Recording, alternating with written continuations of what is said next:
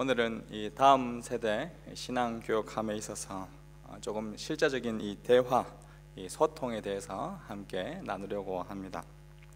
물론 저부터 좀 고집이고 또 불통, 또 먹통 이 모습이 좀 강한데 이 소통에 대해서 제가 말씀을 나누는 것 자체가 좀 아이러니하긴 합니다. 조금이나마 좀 유익이 있었으면 좋겠습니다. 오늘 먼저 말씀해 보면 이 자녀들아 주 안에서 너희 부모에게 이 순종하라, 너희 아버지와 어머니를 공경하라라고 말씀하고 있습니다. 여기 부모를 공경하다라는 명령은 십계명에 기록된 대로 구약에 약속이 있는 인간과 인간 사이에 주어지는 이 첫 계명입니다. 이 공경하다라는 이 히브리 단어 이 카베드, 한 세 가지의 의미가 있습니다.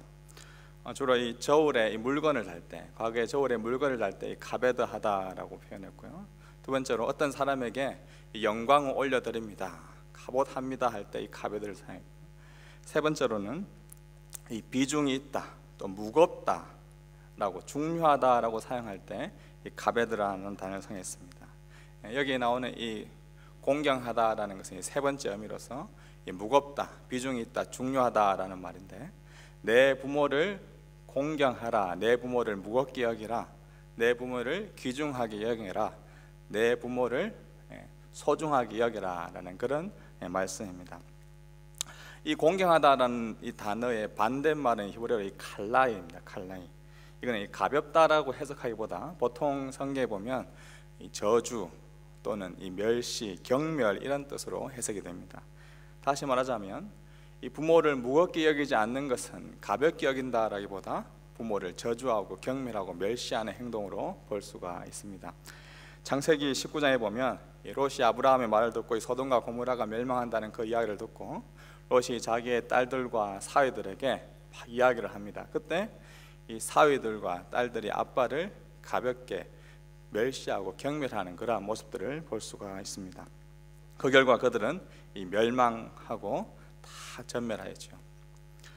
몇 년 전 인터넷을 뜨겁게 달군 초등학교 2학년 아이의 한 시가 있습니다. 엄마가 있어 좋다, 나를 예뻐해 주어서. 냉장고가 있어 좋다, 나에게 먹을 것을 주어서. 강아지가 있어 좋다, 나랑 놀아 주어서. 그런데 아빠는 왜 있는지 모르겠다. 지금 우리 시대의 아버지가 이 처한 상황을 한편에 실어서 어떻게 보면 잘 표현해 주고 있다라고 볼 수가 있습니다. 아버지를 가볍게 여기고 어쩌면 이 경멸한다라고 볼 수가 있는데, 이렇게 하는 가장 큰 이유가 무엇일까요? 왜 있는지도 모를 정도로 아버지와 함께하는 시간이 부족하고 이 대화하는 시간이 부족하기 때문에 아버지가 왜 있는지도 모르겠다라는 아마 이런 참 우픈 그런 시를 볼 수가 있습니다. 아마 아빠의 소통의 부재로 오는 모습인데, 이는 결코 사실 아빠의 문제다, 자녀의 문제다라고 단정지어서 말할 수는 없을 것입니다. 자녀가 처음 태어났을 때 부모와 자녀는 함께 갑니다. 육아에 대한, 양육에 대한 관점의 차이로 아빠는 이렇게 생각하고 엄마는 이렇게 생각할 때 약간의 1도 정도 차이가 납니다. 처음에 시작할 때 엄마와 아빠가 1도 차이 나고 자녀의 생각도 1도 정도의 차이가 납니다. 하루, 이틀, 3일 계속해서 시간이 지나면 어떻게 될까요? 처음에는 1도밖에 차이 안 났지만 점점 궤도로가 멀어지는 그러한 현상들이 일어나게 되는 것이죠. 때문에 기쁨의 나라 아이보다 꿈의 나라가 더 힘들고, 꿈의 나라보다 약속의 나라가 더 힘들고, 약속의 나라보다 주니어가, 주니어보다 시니어가, 시니어보다 청년이 가면 갈수록 태산이 되는 이유가 이 각도가 계속 벌어졌는데 이것을 좁히지 못하면 확실히 힘든 것입니다. 단 1%의 차이가 지날수록, 차이가 있을수록 걷잡을 수 없는 것처럼 이 자녀와 부모 사이에 단 1도의 그런 변화만 있다 하더라도 시간이 지나면 다시 함께 할 수 있는 그러한 희망이 있습니다. 물론 지금 많이 벌어졌을 때 그게 합치는 기간이 5년이 될 수도 있고 10년이 될 수도 있고 15년이 될 수도 있지만 그 1도가 다시금 하나로 되려고 할 때 거기에 희망이 있는 것입니다. 그 1도를 변화시킬 수 있는 힘은 바로 이 소통, 바로 이 대화하는 것에 있습니다. 김영재 목사님의 당신은 좋은 부모입니다라는 책에 보면 자녀와 열린 대화를 통해 이 소통이 이루어진다라고 보고 있습니다. 이 열린 대화는 내가 할 말을 막 준비하고 가서 대화를 하는 것이 아니라 상대방의 말을 들을 준비를 하고 시작을 하는 것이 열린 대화다라고 이야기를 합니다. 대화라고 하면 흔히 우리가 말할 준비를 하고 가는 것을 대화로 생각하지만 들을 준비를 하는 것이 바로 열린 대화다.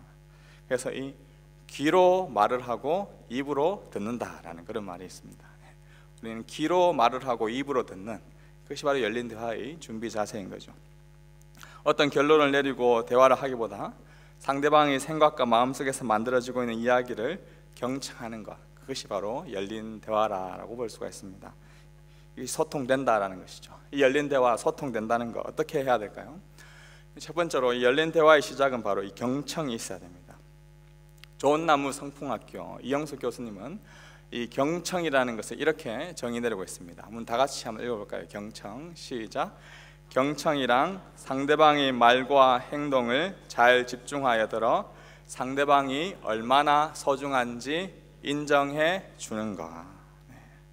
제가 이 아이들이 보는 아름다운 가치 사전에 이 경청이라는 단어가 나왔는데 이런 표현이 있습니다. 경청은 수업 시간에 선생님 말씀을 잘 듣는 것, 옆 사람과 소곤대거나 돌아다니지 않는 것. 경청은 친구가 하는 말을 관심 있게 듣는 것, 친구의 눈을 바라보며 고개도 끄덕이며 맞장구를 치는 것. 또 경청은 아이가 이야기할 때 엄마가 몸을 낮춰서 눈을 마주치고 그 아이를 바라보는 것, 그것이 경청이다. 우리가 부모와 이 자녀와의 그런 대화 속에서 형이 종종 이런 말들을 합니다. 우리 애는 말이 안 통합니다. 또는 부모님 향해서 우리 아빠는 정말 불통이에요, 먹통이에요, 대화를 못 하겠어요. 사실 그렇게 말하는 이유는 상대방의 문제이기보다 먼저 나 자신이 이 경청할 준비가 안 되어 있기 때문에 그렇습니다. 자녀로서 내가 먼저 부모님의 말과 행동에 잘 집중하여서 부모님이 얼마나 소중한 존재인지 인정해 주었는지 스스로 한번 생각해 보십시오. 지금 나이가 든 우리 부모님 마찬가지입니다. 내가 우리 부모님을 향해서 얼마나 그의 말과 행동에 잘 집중하여 들어서 그분이 얼마나 소중한 존재인지 내가 그를 인정해 주며 지냈었나. 그의 나의 모습을 보고 우리 자녀들도 이렇게 생각하는 것이죠. 말과 행동에 잘 집중하여 그 사람이 얼마나 소중한 존재인지 나를 평가하게 되는 것입니다. 우리가 주의 앞에 설 때 우리 모두가 하나님 앞에서 한 형제, 한 자매임을 생각했을 때 우리는 우리의 자녀들을 하등한 존재, 또 위에서 아래로 바라봐야 하는 그런 존재가 아니고 정말 그 아이도 그 말과 행동 하나하나 자체가 인정받아야 할 그러한 존재다. 바로 이게 열린 대화의 경청을 할 수 있는 시작이라고 볼 수가 있습니다. 콩나무가 쫓아와요라는 동화책이 있습니다. 호기심 많은 조이가 이 콩나무를 보며 엄마에게 이야기합니다. 엄마, 콩나무 좀 봐요. 이때 조이 엄마는 조이를 보지 않고 건성으로 콩나물, 자기 할 일을 합니다. 잠시 후 조이가 금세 커버린 콩나물을 보고 엄마에게 이야기합니다. 엄마, 콩나무가 쑥 컸어요. 엄마는 조이를 안 보고 여전히 자신의 콩나물을 보며 그래, 콩나물 보면 쑥쑥 크지, 혼자 중얼거립니다. 그러는 사이 콩나무가 이 진짜 큰 콩나무가 되어 점점 커져서 하늘 높이 자라고 있었습니다. 너무 커버린 콩나무가 이제 엄마에게로 다가왔습니다. 그래서 저희가 급하게 외칩니다. 엄마, 콩나무가 엄마에게 가고 있어요. 그럼에도 여전히 요리하느라 바쁜 엄마는 저희가 밖에 나가 논다는 줄 알고 요리하는데 정신이 팔렸습니다. 결국 답답한 저희는 엄마의 옷을 잡으며 엄마, 지금 콩나무가 바로 엄마 뒤에 있어요. 바쁜데 왜 그러니 하면서 뒤를 보는 순간 화들짝 놀랍니다. 왜냐하면 아주 커버린 그 콩나무가 바로 뒤에서 엄마를 향해 오고 있었기 때문입니다. 작은 콩나무가 쑥쑥 자랄 동안 조이는 끊임없이 엄마에게 이야기했는데 조이를 한 번도 봐주지 않고 건성으로 대답한 엄마는 이 괴물처럼 커버린 콩나무를 보고 정말 당황해합니다. 아주 크게 자란 콩나무에서 콩이 뚝 하고 떨어졌습니다. 그러자 이 조이가 그 콩을 가지고 이제 마당에 나가서 막 놉니다. 상황이 어떻게 되었을까요? 이제 엄마가 조이야 와서 밥 먹어라 라고 이야기합니다. 저희는 어떻게 할까요? 뚝 떨어진 그 콩나물을 가지고 계속 콩을 가지고 놉니다. 그러면서 이 콩나무가 쫓아와라는 이 짧은 동화 이야기가 끝나게 되는데요. 사실 우리 아이들이, 우리 자녀들이 끊임없이 엄마에게 엄마 콩나무가 와요, 콩나무가 와요, 쫓아와요, 쫓아와요 이야기했는데 그 들어지지 않은 그 세월들을 생각하지 않고 저 아이는 저 콩 가지고 논다, 콩 가지고 논다, 내가 말하는데 밥 먹으러 오지도 않고 왜 쟤는 저렇게 말을 듣지 않을까라고 하는 그러한 어른들의 마음들을 대변해 주는 그런 동화책이다라고 할 수가 있습니다. 우리 성경 말씀 한번 읽어보겠습니다. 잠언 18장 13절 다 같이 읽겠습니다. 사연을 듣기 전에 대답하는 자는 미련하여 당하입니다. 야고보서 1장 19절입니다. 함께 읽습니다. 듣기는 속히 하고 말하기는 더디하며 성내기도 더디하라. 아멘. 우리가 이 어린 자녀이든 아니면 청소년 자녀이든 아니면 이 자리에 있는 우리 청년들이든 그들의 말과 행동에 잘 집중하여 들어서 자녀가 얼마나 소중한 존재인지 인정해 주는 것, 이것이 바로 열린 대화의 시작이다라는 것을 기억하시기 바랍니다. 우리 옆에 있는 가족들, 또 우리 성도님들 한번 돌아보시면서 잘 한번 보십시오. 얼굴을 보시고 행동을 보시고, 네가 얼마나 소중한 존재다. 우리 옆에 있는 분들과 한번 대화해 볼까요? 내 눈엔 너만 보여. 한 두 분 안 하셨습니다. 다시 해보겠습니다. 내 눈엔 너만 보여. 그렇죠. 정말 소중한 존재를 인정해 주는 것 참 필요할 것 같습니다.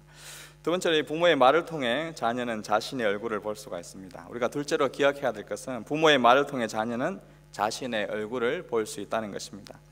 우리는 자신의 얼굴을 스스로 볼 수 없습니다. 오직 거울을 통해서만 자신이 어떤 존재인지 자신의 얼굴을 알 수가 있습니다. 그런데 이 어린 자녀들의 자라나는 우리 다음 세대들의 거울은 다름 아닌 부모의 말, 부모의 행동, 부모의 그러한 소통하는 모습을 통해서 어린 자녀가 자신이 어떤 모습인지를 깨닫게 됩니다. 부모로께 와 칭찬받고 인정받는 자녀의 눈빛은 어떨까요? 초롱초롱 빛납니다. 사람들에게 막 웃음을 주는 입을 가졌다고 막 하면 그 아이의 입은 탱글탱글합니다. 부모의 격려의 말 들으면서 좋은 느낌을 주는 그러한 코를 가졌다고 하면 그 아이의 코는 오똑하고 멋있습니다. 그렇기 때문에 우리들은 이 자녀를 살리는 그러한 말을 하는 것이 중요합니다. 흔히 우리는 이제 U 메시지보다 이 I 메시지를 사용할 것을 권장하죠. 박신홍 목사님의 가정신앙교육 설명책에 나오는 한 이야기입니다. 아이가 유리컵을 깨뜨렸습니다. 자, 여러분들 한번 생각해 보십시오. 여러분들의 아이가 유리컵을 깨뜨렸을 때 U 메시지를 사용하면 다음 같은 대화가 있을 수 있습니다. 잘한다. 네 정신 어디다 팔고 그래? 저리 가. 손 다쳐. 아빠가 치울게. 아이고, 니는 매번 이런다니까. 유 메시지였습니다. 자, 유 메시지, 너 메시지가 아닌 이 나 메시지를 사용하면 어떻게 될까요? 아니, 어디 안 다쳤어? 조심하지 그랬어. 아빠 갈 테니까 저리 가 있어. 앞으로 주의해야 해. 이렇게 위험한 유리컵을 깨면 아빠는 걱정이 돼. 그리고 이것을 치우려면 아빠가 얼마나 힘들겠어. 그렇지? 어떻게 하다 그랬어? 급하게 들다가 그랬어. 그래, 안 다치면 됐지. 앞으로 조심하자.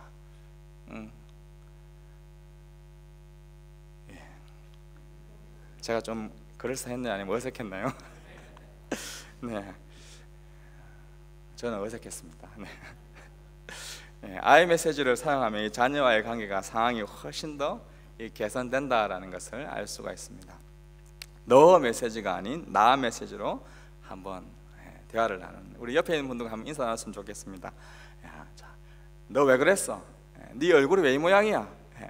네, 이렇게 말하기보다 이거는 너 메시지입니다. 이렇게 말하시면 안 되고, 아니 네가 그런 모습을 띠니 내가 이런 생각과 이런 마음이 든다라는 나 메시지로 한번 옆에 있는 분과 대화하셨으면 좋겠습니다. I 메시지. 네가 정말 피곤할 텐데 이 수요일 저녁에 이 자리에 앉아 있는 거 보니까 내가 너무 뿌듯하다. 너무 격려가 된다. 너무 힘이 된다. 당신이 오늘 너무 힘들었을 텐데 이 자리에서 함께 예배드리니까 나에게 너무 행복이 돼. 나 너무 지금 기뻐. 이렇게 I 메시지로 하면, 아이고 네가 왔네. 자, 이런 이제 너라는 메시지가 아니고 I로 하는 그런 메시지가 필요할 것 같습니다. 근데 이 박신호 목사님은 책에서 나 메시지 더 나아가 이 G 메시지, God 메시지, 하나님 메시지로 자녀들과 대화하기를 더 나아가기를 권면하고 있습니다. 이 G 메시지는 교회교육 스승인 헨리에타 미어저라가 이야기하는 의도된 대화법에서 이미 설명하고 있는 그러한 대화법인데, 가정의 일상에서 하나님을 이야기하고 하나님과 연관해서 생각하고 행동하도록 모든 대화 속에서 하나님과 함께 하는 그런 대화법입니다. 조금 전 상황을 이 G 메시지, God 메시지로 다시 상황을 구성하면 이렇습니다. 아니 안 다쳤어? 응. 우리 조한이가 얼마나 놀랐을까? 안 놀랐어? 응. 아빠도 놀랬네. 자, 이렇게 위험한 그 움직임 때문에 어떻게 해야 할까? 몰라, 조심해야지. 하나님이 조한에게 이렇게 예쁜 손을 주셨는데 잘못 만져 다치면 하나님도 마음 아프시겠지? 그래서 이런 것 만질 때는 조심해야 하고 혼자 할 수 없으면 어른들의 도움을 받아야 하는 거야. 여러분의 그 예쁜 손을 누가 주셨을까요? 이렇게 하나님이라는 대답을 이끌어낼 수 있는 G 메시지. 다른 상황을 예를 들어 보겠습니다. 아이가 그림을 그려와서 자랑할 때입니다. 잘 그렸네 이게 아니고, 자 보십시오. 자, 조한이가 그림을 잘 그렸구나. 이렇게 예쁜 그림을 그릴 수 있게 누가 예쁜 손을 또 누가 주셨을까? 이 그림 속에 있는 이 산을 누가 만드셨을까? 이렇게 하나님께서 만드셨다라는 그런 대화를 이끌어낼 수 있는, 물건을 어질러 놓아 청소해야 할 때 좀 짜증나는 상황입니다. 이렇게 어질러지는 것을 청소하는 것을 아빠가 말고 또 누가 좋아하실까? 함께 정리하는 것을 누가 이렇게 좋아하실까? 아빠가 청소하는 것을 도와주면 어떨까? 그것이 성경이 우리에게 가르쳐 주는 것인데, 하나님께서 그렇게 말씀하신 것을 함께 하자라는 식으로 이야기하면 좋겠습니다. 형제가 서로 싸웁니다. 너희가 서로 싸우는 모습을 보니까 내가 마음이 아프구나. 근데 이 아빠보다 더 마음 아파하시는 분이 누굴까? 하나님이 이 장면을 보고 얼마나 마음 아파하실까? 정리정돈을 잘했을 때, 야, 아빠가 이렇게 정리정돈을 잘하니까 기쁜데 하나님께서는 얼마나 기뻐하실까? 하나님의 마음은 어떠실까? 어려움이 찾아왔을 때, 어려울 때 우리가 할 수 있는 일이 뭐가 있을까? 아빠는 이럴 때 하나님께 기도하는데, 이렇게 G 메시지, 물론 너 메시지에서 I 메시지로 가면 굉장히 그 상황이 참 온화하고 평온한데, 더 나아가서 우리는 신앙교육을 하는 부모로서, 다음 세대를 양육하는 부모로서 하나님이 이 아이를 주셨고, 하나님께서 예쁜 손을 주셨고, 하나님에게 우리에게 좋은 성품과 기질을 주셨고, 하나님이 좋은 상황들을 주셨고, 또 하나님께 기도해야 된다, 하나님과 함께 해야 된다. 이 G 메시지, G 메시지로 나아가는 또 우리 모든 성도들 되기를 주님의 이름으로 축복합니다. 한번 연습해 볼까요? 우리 옆에 있는 분들 G 메시지로 한번 이야기 나눴으면 좋겠어요.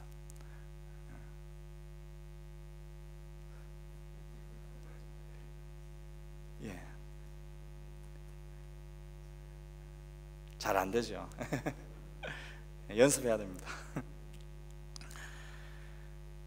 모든 상황 속에서 하나님을 초대해서 자녀들과 대화 나누고, 또 우리의 신앙을 더 키워나가고, 우리 다음 세대를 다 G 메시지 안에서 양육하는 우리 성도들 한 분 한 분 되기를 주님의 이름으로 축복합니다.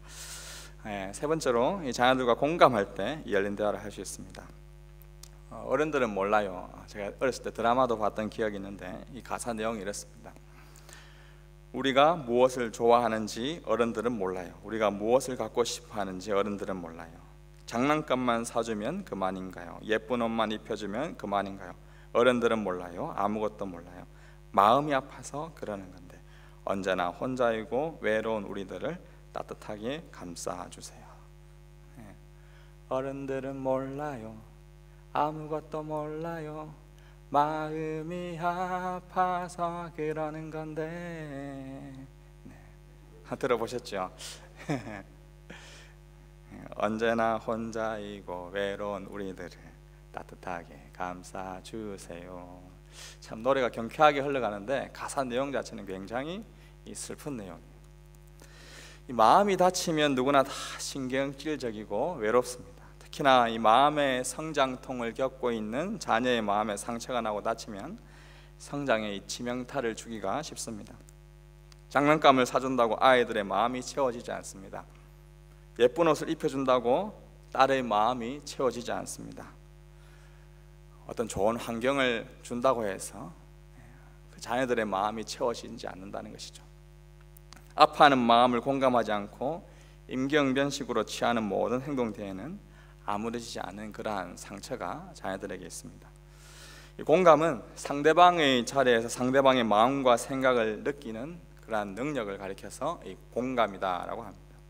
부모가 자녀의 모든 감정을 수용할 때 자녀는 자신도 이해하기 어려운 그 자신의 상태에 대해서 나와 이런 상태를 공감하는 그러한 존재가 있구나, 나도 이해할 수 없는 나 자신의 마음에 대해서 이해하고 계신 분이 그래도 있구나라는 것을 느낄 때 그 자녀는 안정감을 느끼게 되는 것이죠. 그래서 청소년기 자녀를 둔 부모님들께 권면해드리고 싶은 것은 버티십시오. 그냥 버티는 것 자체가 은혜입니다. 하루하루 버티다 보면 그 순간들이 지나가게 되는 것이죠. 물론 제가 청소년기 자녀를 두지는 않았지만 제가 청소년기를 경험했기 때문에 버티고 있는 그 부모님, 버티고 있는 그 아빠, 엄마를 보았을 때 지금의 제가 있게 된 것 같습니다. 내 마음을 공감해주고 내 마음을 위로해주는, 마음 아파해주는 그 존재가 한 명이라고 있을 때 그 아이는 성장하고 하나님 앞에서 더 좋은 아이로 자라날 수가 있는 것입니다. 공감하는 그런 언어, 우리 특별히 저 같은 좀 무뚝뚝한 또 남자들에게 필요한 언어인데, 좋은 연애 연구소 김지윤 소장님이 서로 대화 속 공감하는 이 마법의 5가지 언어를 가르쳐 줬습니다. 여러분들 같이 했으면 좋겠어요. 정말, 진짜, 웬일이야, 헐, 대박. 자, 따라해 보겠습니다. 정말, 진짜, 웬일이야, 헐, 대박. 대박 할 때는 박수를 한번 치세요. 자, 박수. 대박, 대박, 와, 대박. 이런 언어가 있었다니, 헐, 진짜 대박이다. 이렇게 이제 콤보로 사용할 수도 있습니다. 알겠죠? 자, 우리 장로님 몇 분 사용 안 하셨어요. 자, 제가 봤습니다. 다시 해보겠습니다. 정말, 진짜, 웬일이야, 헐, 대박, 와. 자, 잘하셨습니다. 대박이죠. 이 단어를 사용하시면 좋을 것 같아요. 공감하는, 당신은 뭘 하는지 내 말을 도통 듣질 않는 것 같아 라고 할 때, 헐, 내가 언제? 라고 한번 말해 주십시오. 이 사람이 웬일이지? 이렇게 이제 대답을 하실 겁니다. 아시겠죠? 공감하는 언어가 필요합니다. 공감과 소통은 훈련을 통해서 성장하고 성숙해질 수가 있습니다. 여러분들 외국어 회화를 저절로 태어나서 아신 거 아니잖아요. 나는 태어날 때부터 안 돼라고 말할 수 없는 게 이 자녀 회화도 마찬가지입니다. 자녀와의 회화도 배우셔야 됩니다. 부부간의 회화도 배우셔야 합니다. 이 언어 영역 중에 하나입니다. 자녀 회화 영역, 부부간의 대화 영역, 배워야 잘 쓸 수가 있는 것입니다. 너 사용하다가 나 또 지 메시지로 하나님이 어떻게 하셨을까 이렇게 사용하는 거 쉽지 않습니다. 처음에는 우리가 6등급, 7등급일 수도 있는데 점점 더 연습하게 되면 5등급, 4등급, 3등급, 2등급, 1등급으로 그 메시지를 획득하게 되는 것이죠. 어느 순간 나도 모르게 외국어가 영어가 나오듯이 어느 순간 나도 모르게 자녀에게 지 메시지를 사용하고 있고, 헐 대박이다 이런 메시지가 나도 모르게 공감하는 언어가 나온다는 것이죠. 언제 가능합니까? 훈련할 때 가능한 것입니다. 에베소서 6장 4절 말씀 다 같이 읽어보겠습니다. 또 아비들아 너희 자녀를 노엽게 하지 말고 오직 주의 교훈과 훈계로 양육하라. 아멘. 기도하겠습니다. 하나님 아버지,